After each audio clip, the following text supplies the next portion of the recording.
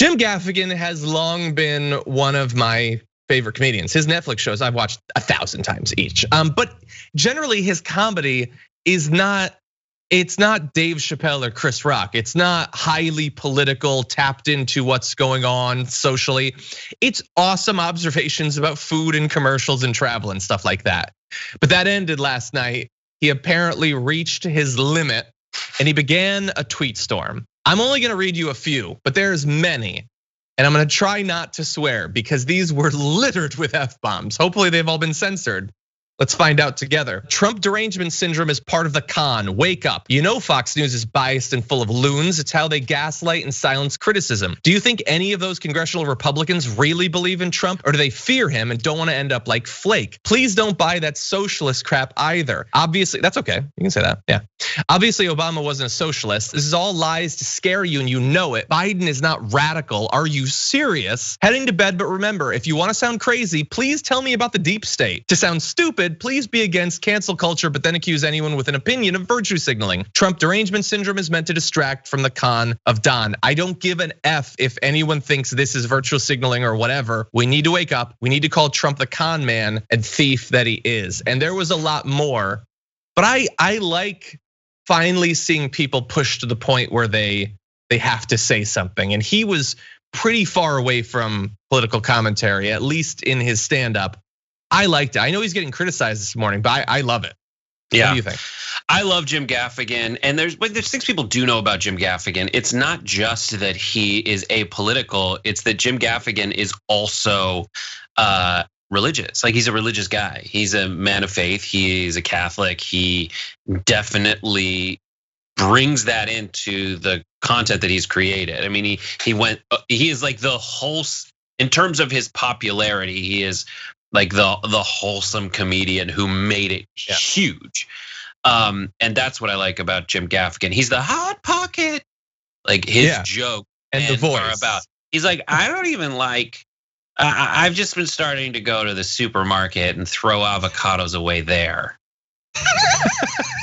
That's good. That's like, good. It's like, it's just not worth bringing it home, so I'll throw it away later. That's a great point, yeah. And, no, it's a lot about food. Yeah, and just from a comedian's perspective, like the way that Jim Gaffigan tells his jokes is very slow. It's like little bits where he's just a little funny here, a little funny there, and just like gets you off balance.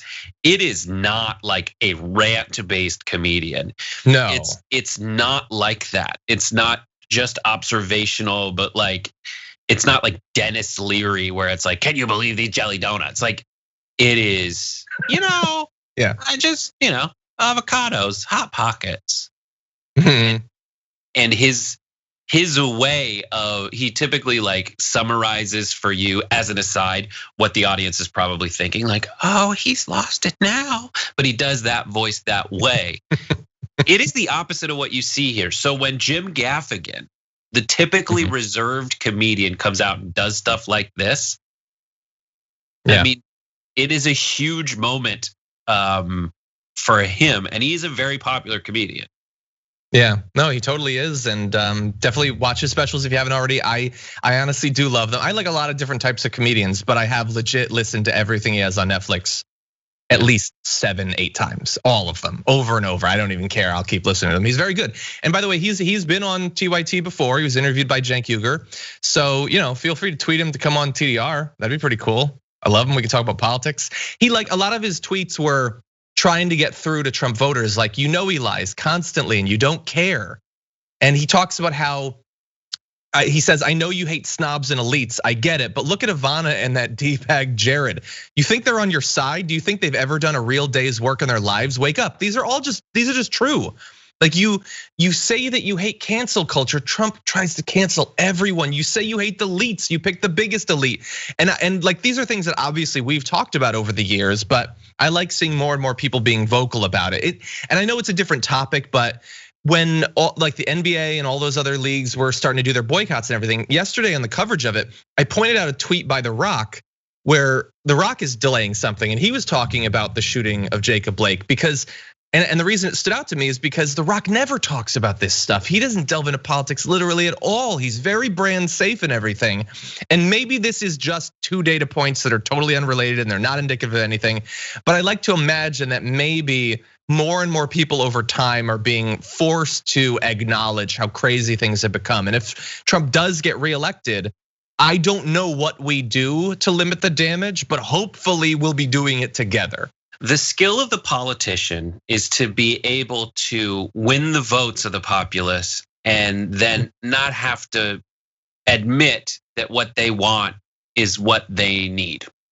And what they're feeling should actually be reflected in the behavior and like legislative ends of the politician. Yeah. And that translates to just general topics and public opinion. Like, the Republicans want you to think that things like the NBA strike is unpopular, that athletes protesting is unpopular, that Nike standing up just for the general idea that there is some systemic racism, there is some form of systemic racism in America, and embracing a concept like Black Lives Matter. They want you to believe that that's insane.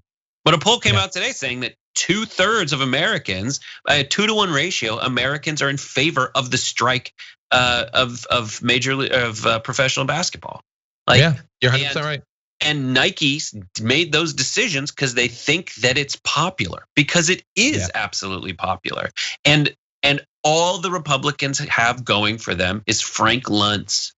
Frank Luntz, who's a pollster, who essentially a focus grouper, who's like, what can I say over and over again to convince people that the truth isn't true, and that this little feeling that, and it's not even like a feeling, it's putting these 2 words together feels like that portrays an issue, a topic, an America, when really it does not. It is just focus grouped and artificial, and takes advantage of essentially people's heuristics. Yeah, it's this weird coming together of a person who is, for whatever other faults he has, and it's a long list, is good at gaslighting people, and an ever increasing percentage of the population that is like, just give me the tube, I just want to suck on this gas. Just give me as much gas as you can possibly, like, they desperately want to be lied to. Anyway, good job, Jim Gaffigan. Right. Everyone, please get him on the show. I get it. I get that you're doing something rhetorical, but like, it's not, they want to feel right. They want to feel superior. That's Everybody what I mean. Does. Yeah. But it's not that your willingness they don't go out to wanting to be lied to. Everyone would prefer that the thing they're told, they already believe that they're the best. They also want to feel right. And they just need someone to confirm that in a way that they don't reject. And that's that sweet spot right there is how the Republicans operate.